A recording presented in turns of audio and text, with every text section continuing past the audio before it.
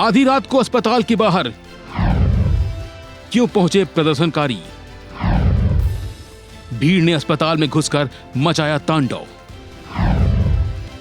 BJP ने law and order पर उठाए सवाल। टीएमसी ने सवाल के बदले पूछा सवाल। जी हां, पश्चिम बंगाल में ट्रेनी महिला डॉक्टर से दरिंदगी के बाद उसे मौत के घाट उतार दिया गया। इस वारदात से पूरे देश में नाराजगी और गुस्सा है। पिछले कई दिनों से डॉक्टर पीड़ित डॉक्टर को इंसाफ दिलाने के लिए लड़ाई लड़ रहे हैं। इस बीच बुधवार की आधी रात को कोलकाता के आरजीकर मेडिकल कॉलेज में एक ऐसी घटना हुई जिसने डॉक्टर से लेकर मरीजों और आम लोगों तक की जिंदगी को खतरे में डाल दिया। प्रदर्शनकारियों के वेश में आए अराजक तत्वों ने देर रात अस्पताल में घुसकर और करीब 1 घंटे तक अस्पताल में तांडव मचाया। इस दौरान इन उपद्रवियों ने अस्पताल में पूरी तरह से उत्पात मचाया। इन्होंने पुलिस के बैरिकेड तोड़ दिए और कैंपस में तोड़फोड़ की। इतना ही नहीं, ड्यूटी स्टाफ से भी मारपीट की। अस्पताल के दरवाजे, खिड़कियां, बेड, मेडिकल उपकरण जो भी सामने आया उसे बर्बाद करते चले गए। इस दौरान मौके पर मौजूद डॉक्टर भी अपनी जान बचाकर छिप गए।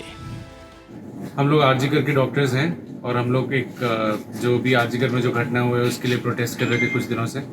और आज हम लोग के रात में 11 बजे जितना भी एक ऑल फीमेल मार्च प्लान था, यहाँ से एक पीसफुली सारे फीमेल डॉक्टर्स जाने वाले थे शाम बाज़ार तक, और बाहर एकदम से बहुत सारा मॉब इकट्ठा हो गया और पुलिस उनको रोक नहीं पाई और वो पूरा मॉब अंदर घुस गया। हम लोग अपनी जान बचा के भागे हैं।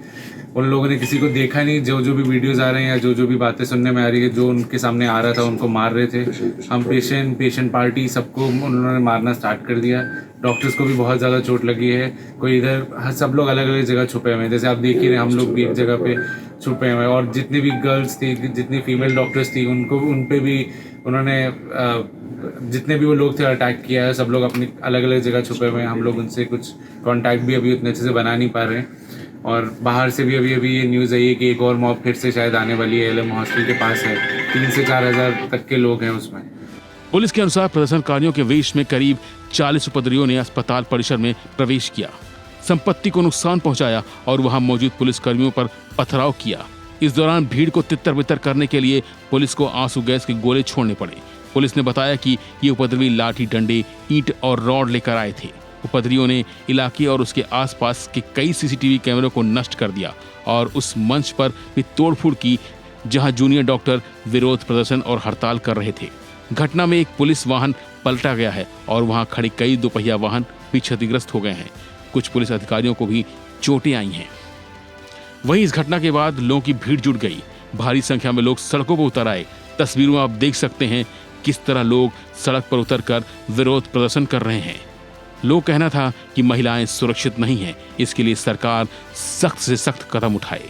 ओके, सो मैं बोल रही थी हम सबको यहाँ पे आना चाहिए। सिर्फ मैं नहीं, घर वाले सब लोग को यहाँ पे आना चाहिए। सबको प्रोटेस्ट करना चाहिए। It's not about only West Bengal, it's all about the India, that how we are not safe. It's independence day, we are not safe here.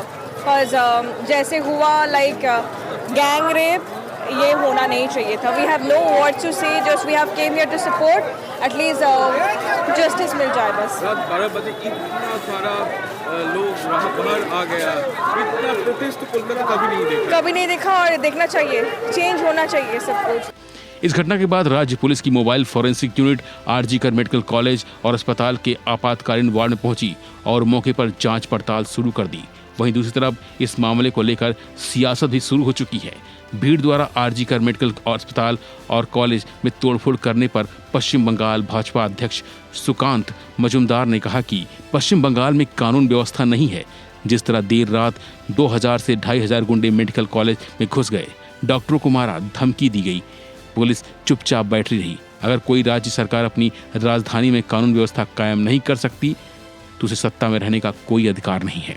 ये एनआरएस कांड में जो घटना कल घटी उसमें पूरी तरीके से क्लियर हो गया कि लॉ एंड ऑर्डर बोल के कोई चीज पश्चिम बंगाल में नहीं है।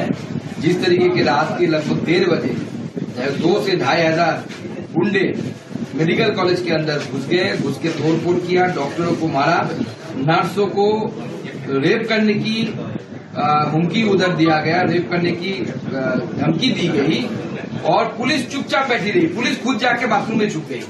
पूरी तरीके से दर्शाता है कि Mamata Banerjee has failed to maintain the law and order in Kolkata.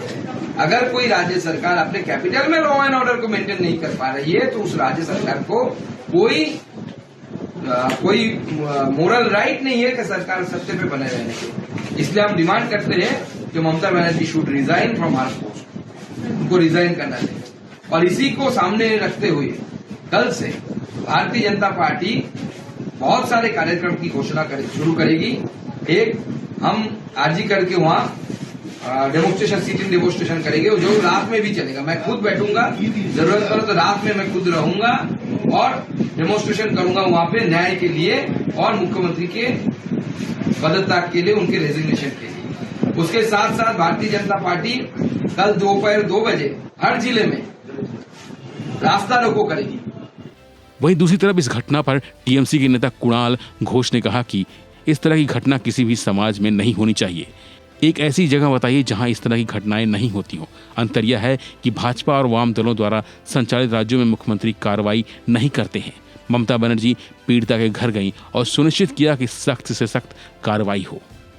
एक भी स्टेट बताइए ये जो इंसिडेंट है रेप एंड मर्डर, ये बहुत बहुत बहुत बहुत बुरा, बहुत ये नहीं होना चाहिए, कोई सोसाइटी में नहीं होना चाहिए।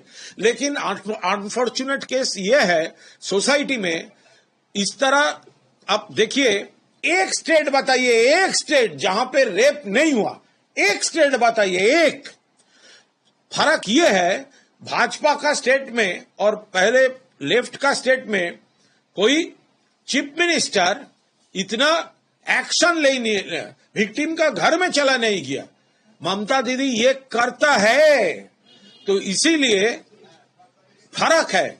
यहां पर बुरे काम एक हुआ है, लेकिन गवर्नमेंट बहुत स्ट्रांग एक्शन ले रहे हैं और सीएम खुद पूरा स्ट्रांगेस्ट एक्शन ले रहा है।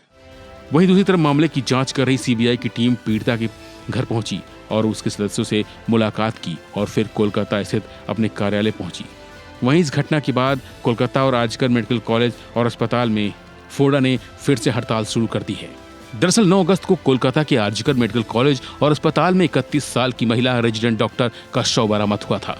शरीर पर कई अंगों में खून बह रहा था, गर्दन की हड्डी टूटी हुई थी। सामने आया कि ट्रेनी डॉक्टर की दुष्कर्म के बाद हत्या की गई है। पुलिस ने मामले की जांच और संजय नाम के एक आरोपी को गिरफ्तार कर लिया। संजय 14 दिन की पुलिस कस्टडी में है। हालांकि डॉक्टर्स का गुस्सा थमा नहीं है और वो हड़ताल पर बने हुए हैं। घटना के 5 दिन बाद जब केस हाईकोर्ट पहुंचा तो कोर्ट ने मामले की जांच सीबीआई को सौंप दी है। लेकिन इस घटना के बाद सवाल उठ रहा है कि आखिर अस्पताल पर यह भीड़ का हमला था या सबूत मिटाने की साजिश।